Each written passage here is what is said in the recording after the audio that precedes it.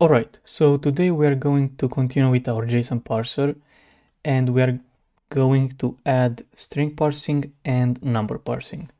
So right now we are able to parse different types of tokens, or I guess it would be more fair to say that we are able to lex these tokens. So opening squarely braces, closing, then brackets, I guess these are colons, commas. Then we have some illegal tokens which we can catch without even throwing an error. So we can just say, okay, this is an illegal token, skip it, but don't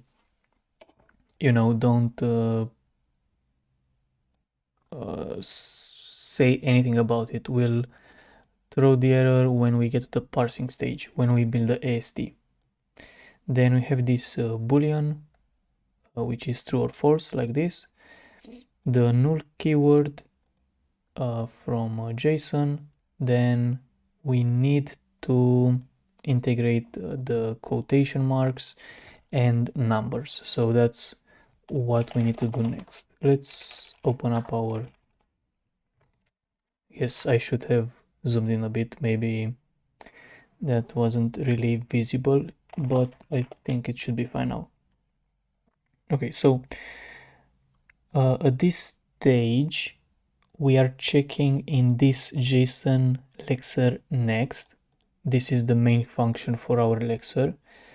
We have a lexer init, which just takes in the buffer, the text buffer, plain text, and then JSON lexer next is going to give us tokens one after the other from the JSON. So it knows how the JSON tokens look like, but the lexer doesn't know how the JSON, let's call it a language, JSON language is structured. So we just, that's why when I run this example, you can see that there is no JSON structure. These are just tokens from JSON, except the semicolon, which is not in JSON, but yeah, it's just an example.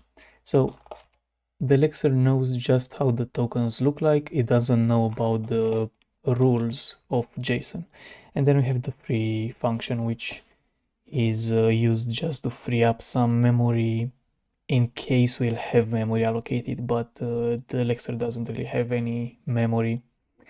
So yeah, we started last time and went through the simple tokens, and now it's time to go through the more interesting tokens. I still haven't, so last time I said that I should figure out a way of what we should do with literal. So right now, I guess, yeah, what I did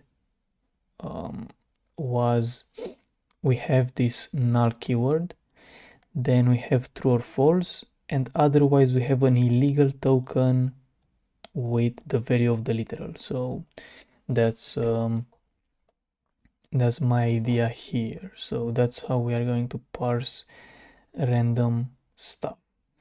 But okay, so is lower.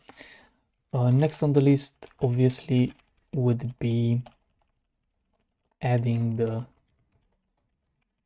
quotation mark. Wait, yeah, the quotes, double quotes. So how is this thing going to work? Well, I guess I cannot really say if you remember from the cool compiler because it's been a really long time, but let's take a look with Python. So in a string, it's probably going to be something like this, right? It's going to start with a double quote, and then we are going to have some characters. We don't really care about what characters are inside. We just know that there are going to be some characters. And then we'll have another closing double quote. But what if we have an escaped double quote inside, right? So we'll have to skip it as well, right? So we have to look for this pattern and skip it. And yeah, what I wanted to say, like compared to cool compiler, thank you for starting it, because now it's the first one on the list and I don't have to search for it. If I go to the lexer, right, I should have a function for parsing strings. Right, let me just zoom in. So when I was parsing strings in a programming language, right, we were checking again if we find the matching double quote. That's where we stop. But when we find escaping, so these are just error checks, doesn't matter, but when we find stuff like a backslash and then an n, for example, or another character, we were interpreting that character, right? So we were taking the character and converting it into a new line or a tab or a quote, right? It's like somehow interpreting the string, but in JSON we don't really want to do that because it's not a programming language, it's just a way of storing data. So we don't want to interpret this as a quote. We want to keep it as a backslash double quote, right? So that's gonna be the difference between parsing strings in a programming language versus parsing strings in a JSON or text format. And as you can see here, I was using a string builder, and that's because the string that we were reading in a programming language looks completely, I mean, could look completely different than a string that we read from a raw file, like raw data. But in our case, in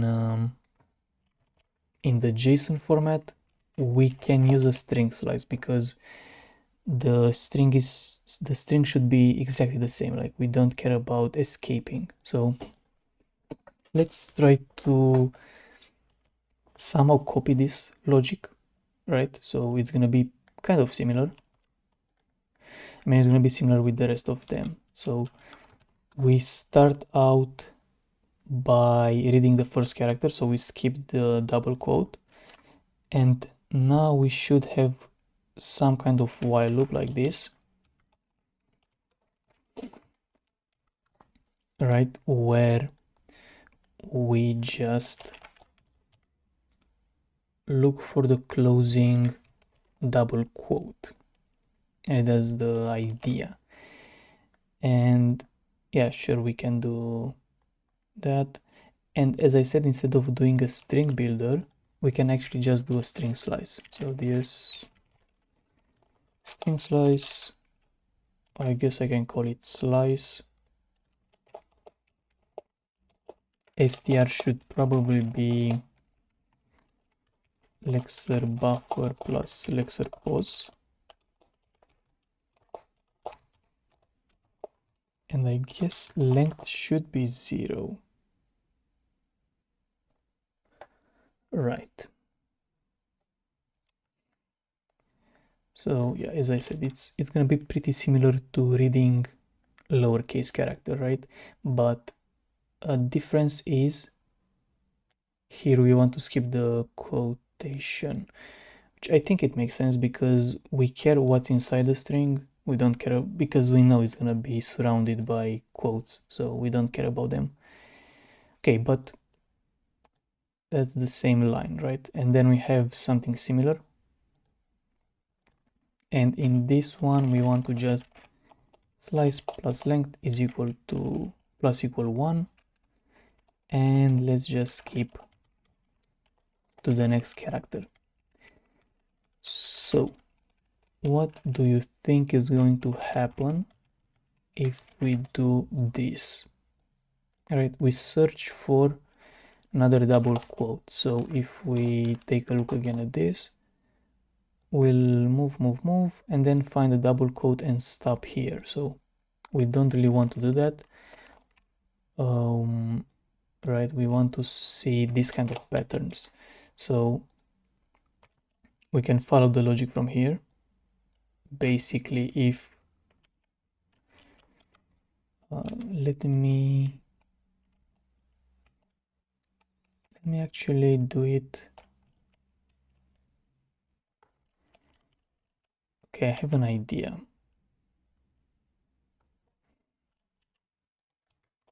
Let me actually do it here, right?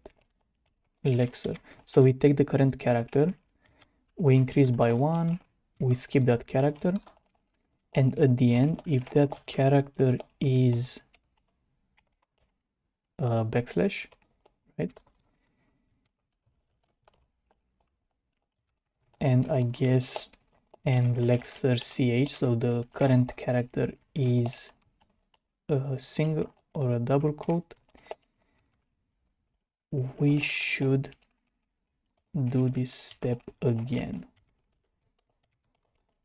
So if we find the backslash double quote, we want to do the step again. Otherwise, we don't really want to do anything special, because I'd say, again, we don't want to interpret the string, we just want to leave it as it is. So yeah, this should help with that. And then we just do this kind of stuff. So JSON token string, for the value we want this stuff, which can fail obviously, and we want to return the token, but it's gonna be simpler than that. We just put value, and position is position. So I'd say position is gonna be where this thing starts. Okay, and one other thing, if I'm correct, we should also skip,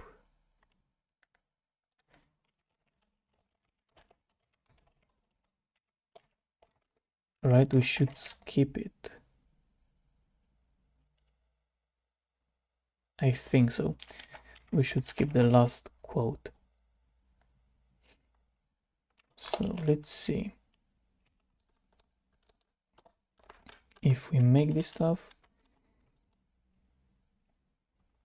I can put something there like a string, and we have a string now. That's pretty neat. Let me just go to our printing. Where is it? Here. And let's have token.value.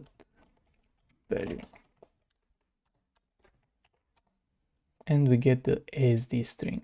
And now if we put, for example, something else here, like this, we get the string, the columns, and all of that. So that's, that's pretty good. It actually creates the string properly. And we can even have escaped. So to escape the string, I should do something like this, I think. Right? So it leaves the string as it is. Yeah, the reason why I have to do this many backslashes is because we have double quotes for the echo. So I could use single quotes, and then we don't need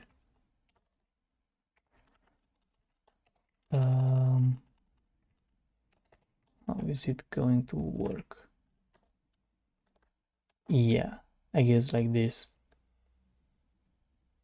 Right, I mean, yeah, I can use single quotes to make it more obvious, because now you can see we have a double quote, then we have a backslash. You have to use two backslashes in any string to make a single backslash, because this is like an escape character, so you have to escape it, escaping the escape character, then the double quote and the double quote to end the string. So it looks like parsing, or I guess tokenizing a string, should work. All right, maybe I'll do like a separate function for it, but whatever. So then here we have the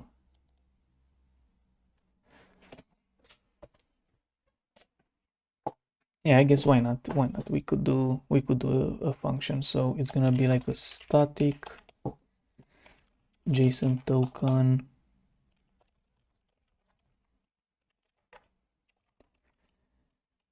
I don't even know. Tokenize string, and we should give it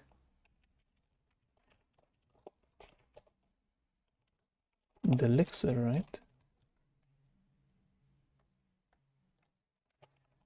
Something like that.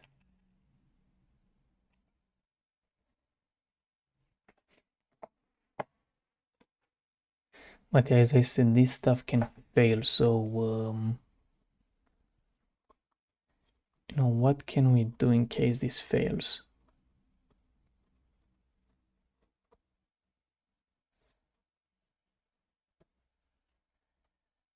Let's just panic.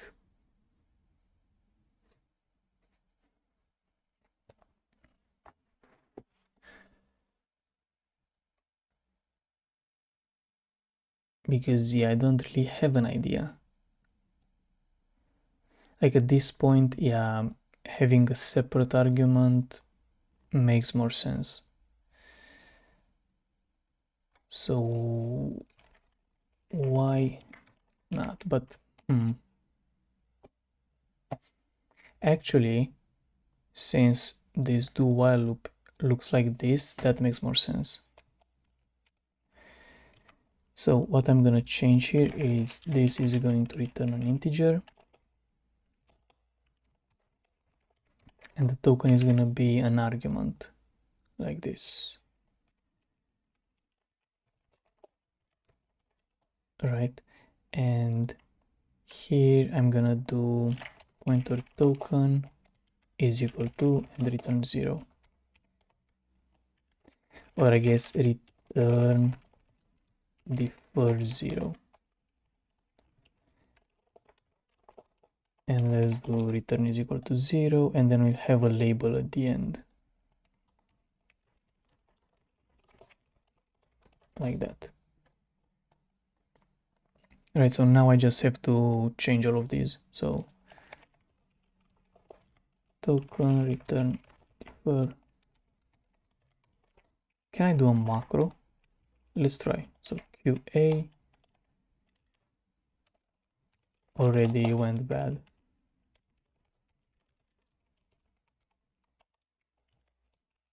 And if I... Nice. Kinda works.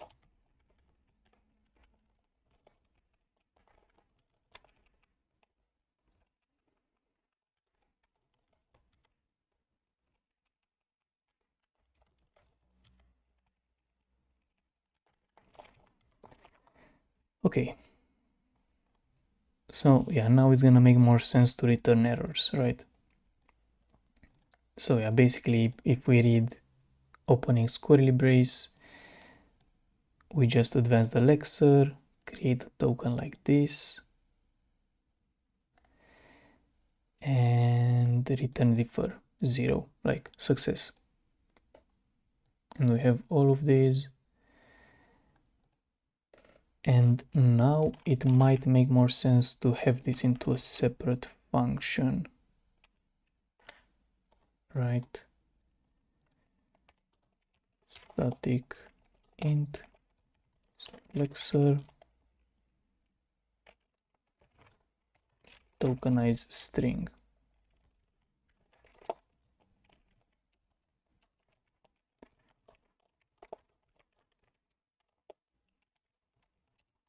JSON token.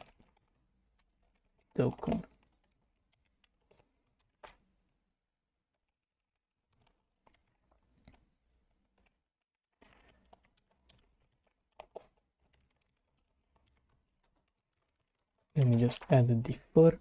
So how this thing is going to work now is somewhat similar. So JSON lexer tokenize string, we advance, but I'd like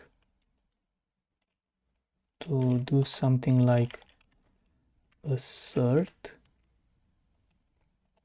We want to assert that lexer ch is equal to this.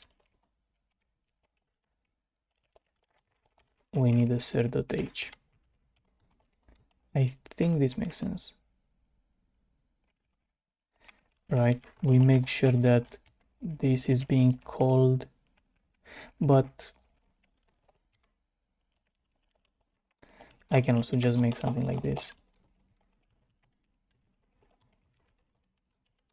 Right, such that, you know, it doesn't fail.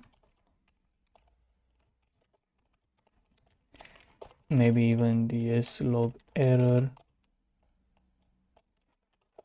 the given buffer is not a string.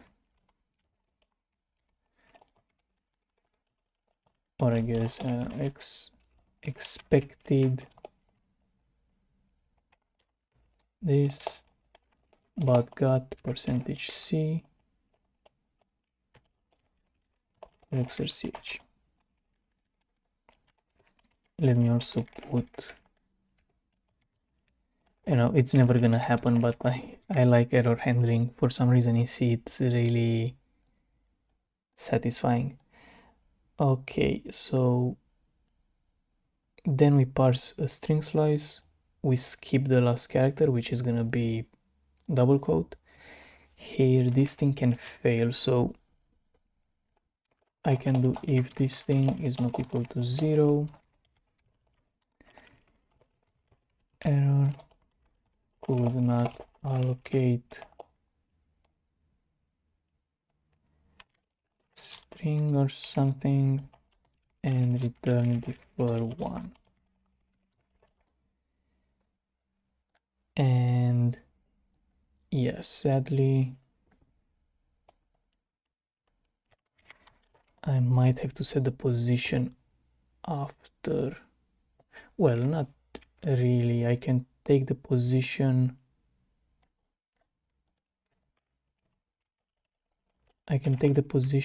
well,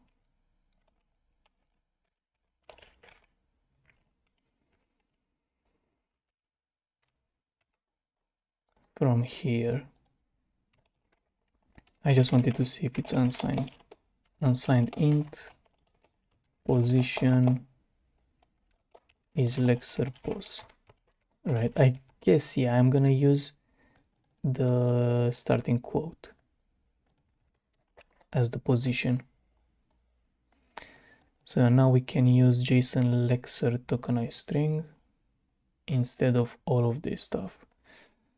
So I'm gonna do something like if JSON lexer tokenize string lexer token, if it's not 0, well, I can just return defer, oops,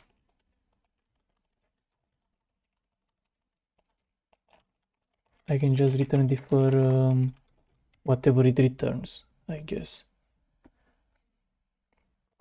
Alright, so if we find the double quote, we do that. Then I guess for isLower I can also have a separate function. Yeah, let's try that. JSON lexer tokenize, so static int JSON lexer tokenize, I'm gonna say identifier.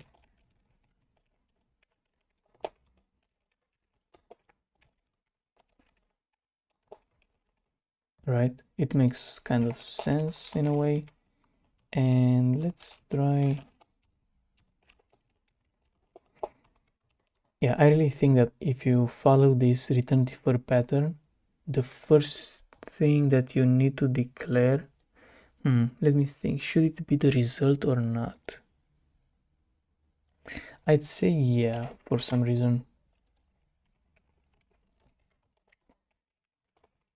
I think that somehow it makes sense.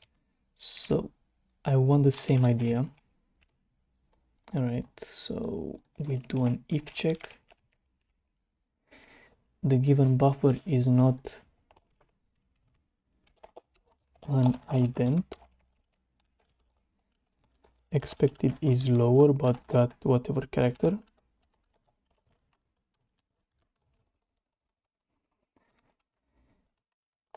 So if not is lower, you goofed up, let's say, and here we need defer return result. It is the same thing. Then we don't want to do the skipping, so this is like skip quote, right? We don't want to do that here. We want to continue with this, and we don't have this special case because if you no longer find the lower character, then it's done. Okay, but I can copy this stuff, which should be the same.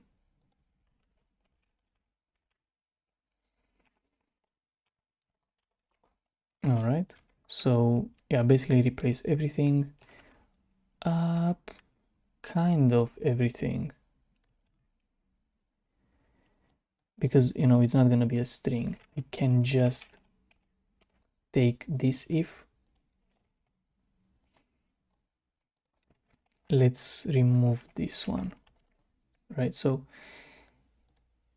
if value is null, then instead of return, let's say a pointer so dereference token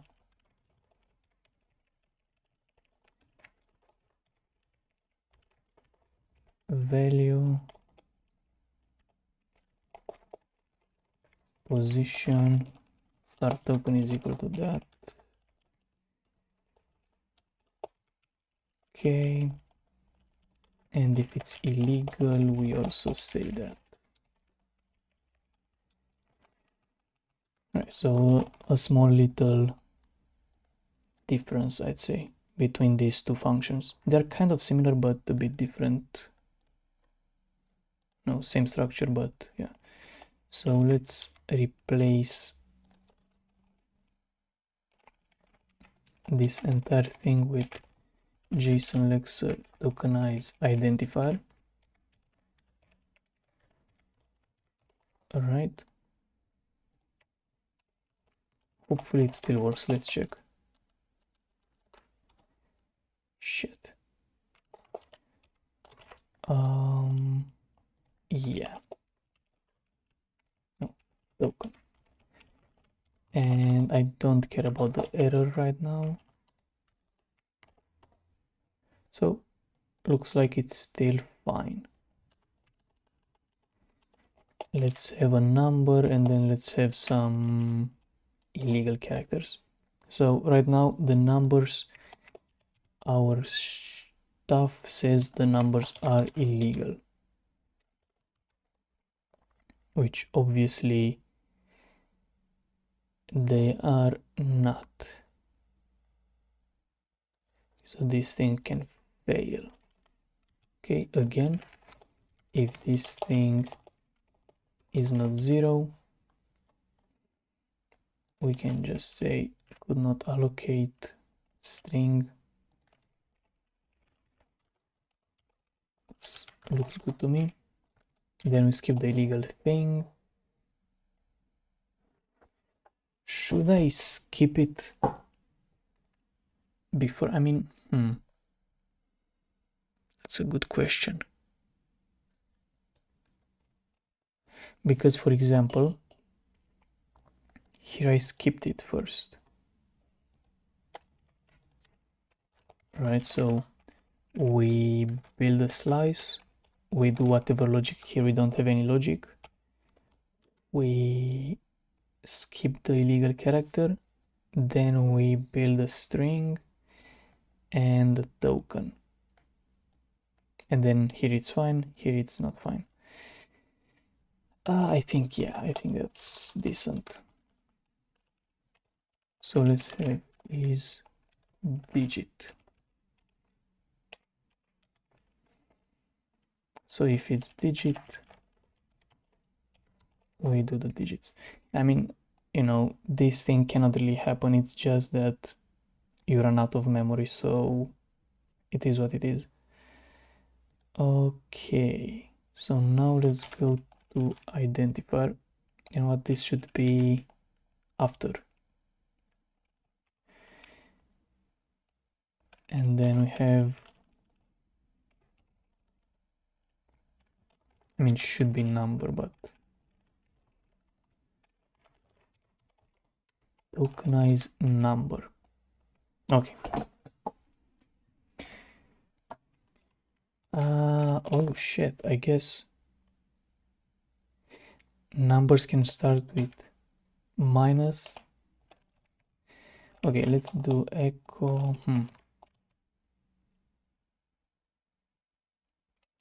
I have the example.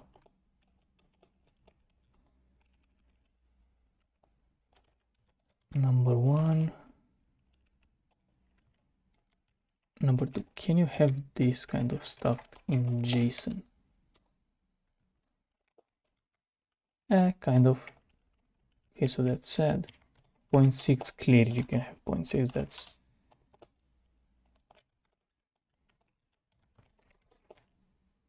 Oh shit, yeah. Fair enough, you can have points. Numbers like this. So, in this case, let's say that if it's digit or lexer ch is equal to dot or lexer ch is equal to minus. These are all the cases.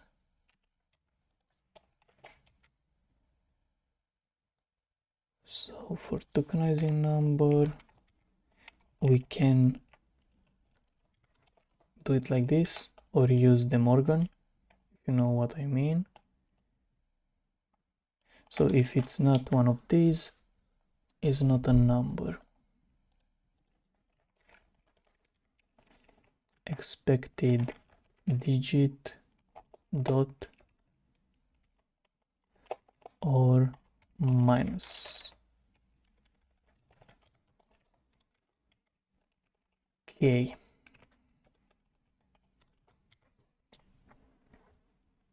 So now let's do int found minus is equal to 0.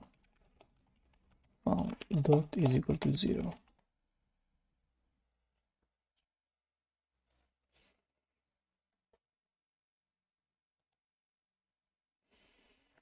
Damn, the condition is gonna be insane.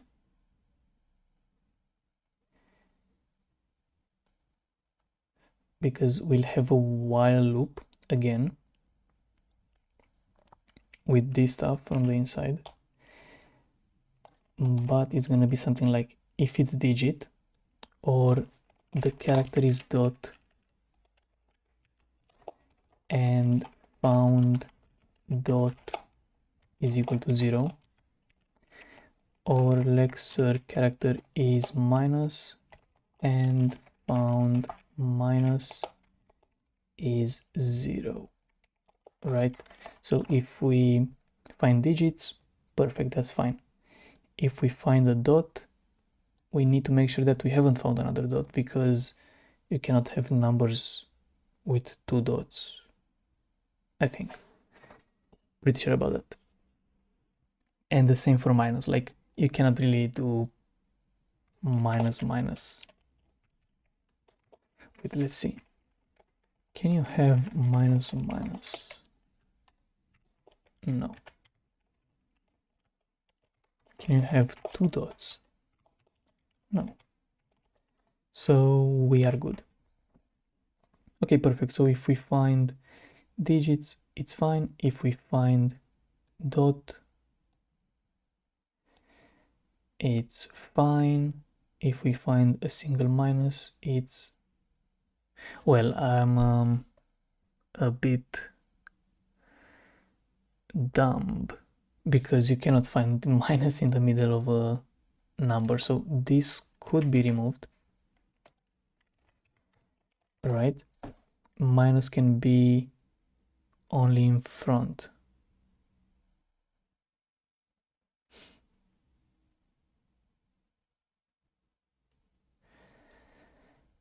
So let's just say maybe here if lexer ch is minus,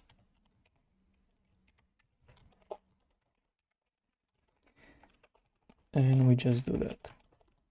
All right, so we found the minus, we take it into account, we skip it, and then we go here. And from now on, we only look for digits and a single dot in the entire string. Fail to allocate string, and then so we allocate, and then we do something like this. That should be it. So JSON token number. Let's make this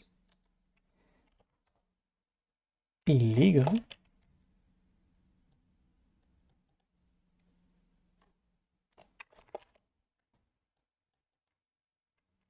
It's insane. Oh my god, am I the fuck?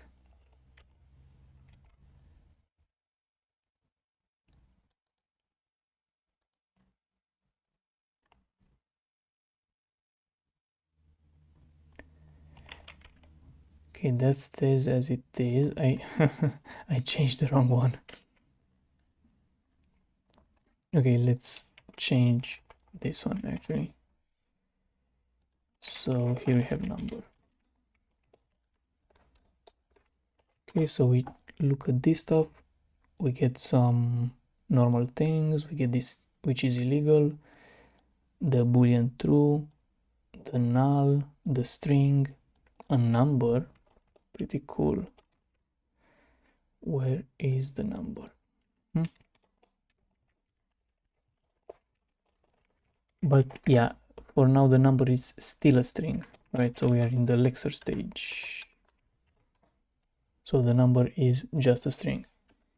If we put minus, we get the negative number. If we put dot, it's fine.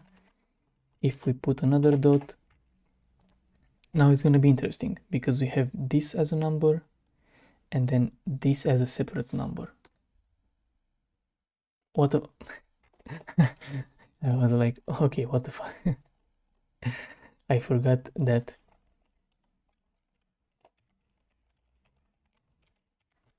if lexer ch is actually a dot,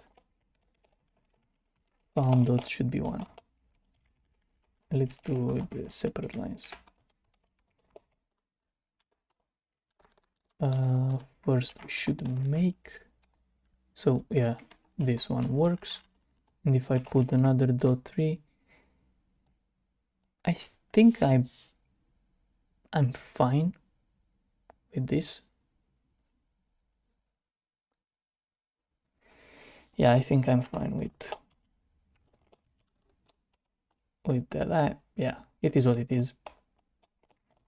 You cannot really have that in JSON, like in a real JSON. A real JSON is probably gonna look more like example JSON. So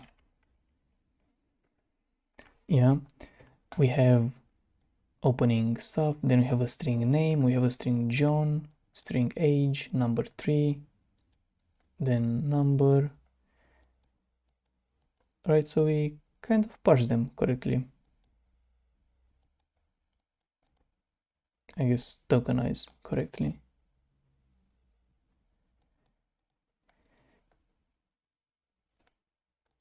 Which looks good to me.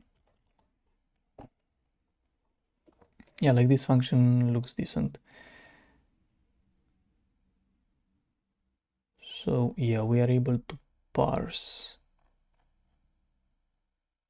I mean, I don't know why I call it parse because it's more like tokenize. But yeah, looks good.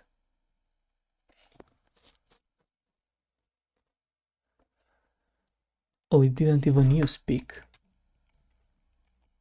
Actually, kind of, but you get the point. And assert, we don't use it. Okay, so yeah, I think that in terms of tokenizing the JSON, this should be everything, right? We get all the token types. Let me just scroll up to them, right? What's left to do now is to build kind of an ST. So for example, what I'm planning to do is just cat is to use a hash map, the one from ds.h. I mean, that would be pretty cool, right? To use the hash map.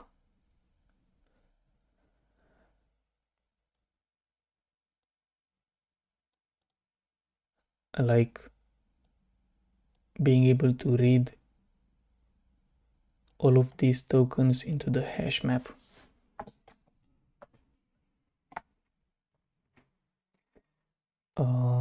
How can we achieve that though? Because we still have to build kind of an ST structure, but we can use the hash map for that, probably. Like we'll have the different kinds of nodes similar to this one, and we'll have something like node, like object node, and the object node is gonna be a hash map, and there we can use the hash map. And then we have, you know, string node, which is this, number node. We have array node, which is gonna be a dynamic array. We can have boolean nodes, I guess null node. But yeah, and we'll build this you know, relationships between nodes. So like object node is gonna be the hash map, the keys are gonna be like strings, and the values are gonna be other objects, right? And then arrays are gonna be arrays of objects, and then strings, numbers, boolean, null, all of them are objects as well. So that's the structure. And instead of having all of these extra random characters that we get when we tokenize, we remove all of them but the important data. So we just keep name, John, age, 3, and so on in a nicer structure. So that's the idea for the next time. And yeah, I mean, I still think that keeping everything in a single file is probably the better choice. So like we have the tokens part, or I guess the lexing part, right? I guess we could easily just pull this out into a separate library, because these are the, let me just move these definitions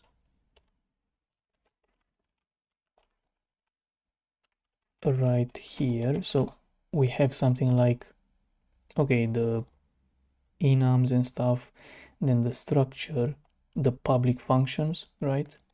Then we have some static functions which are used just here basically, right? These small functions. Then we have the important big one,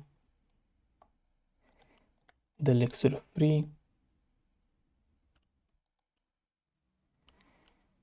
and that's kind of it.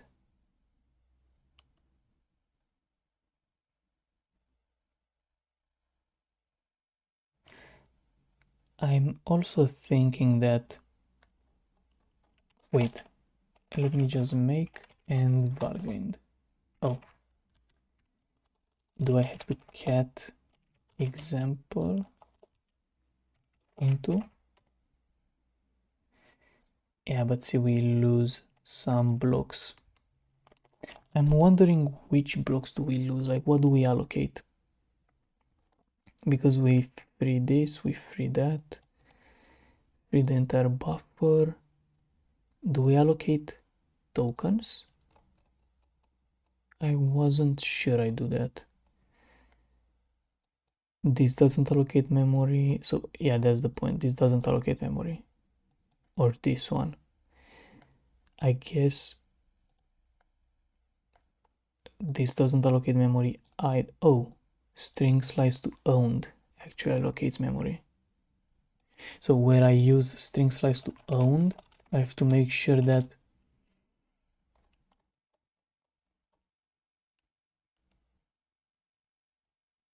so these are all nulls, right? This value is allocated. Then this value is also allocated. Here it's null. This one is also allocated, and here is being lost, so ds free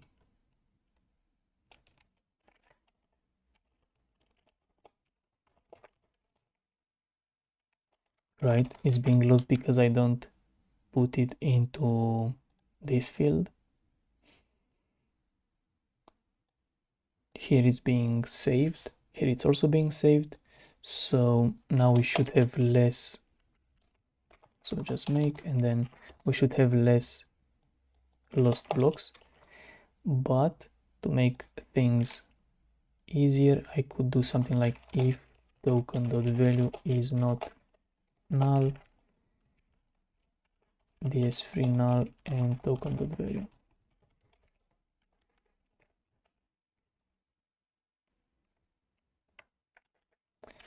And I have to say what void pointer.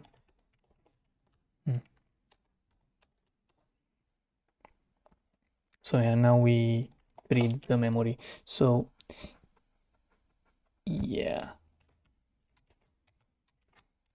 actually this is not really a const sharp point, but it doesn't matter.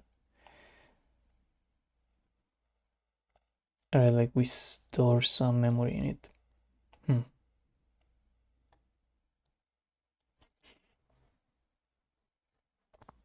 Could have kept here a string slice, but I don't.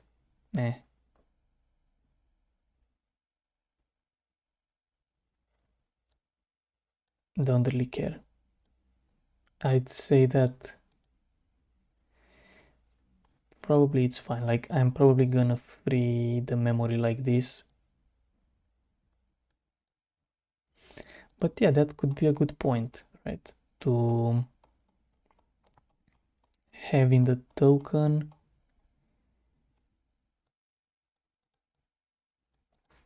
string slice instead of owned string. But yeah, I'd say that I'm pretty happy with the current result. We are able to tokenize the JSON, also strings with random escape characters in them, and also numbers like negative numbers, float numbers. And the next step is going to be to build the AST and use some data structures like hash map, dynamic arrays, all of that good stuff from ds.h to like how do you call it, deserialize the JSON, and yeah, then build like a serializer for the JSON. So it's gonna be like a small library for parsing JSON, I would say, this thing. And maybe, who knows, maybe we can add it into ds.h itself at some point. But yeah, for now I would leave it like this, and the goal for it is gonna be to parse JSON into data structure. So yeah, and then let's see, we can do fun stuff with it, like building filters on keys and formatting. But yeah, let's try to read the JSON into data structure next time.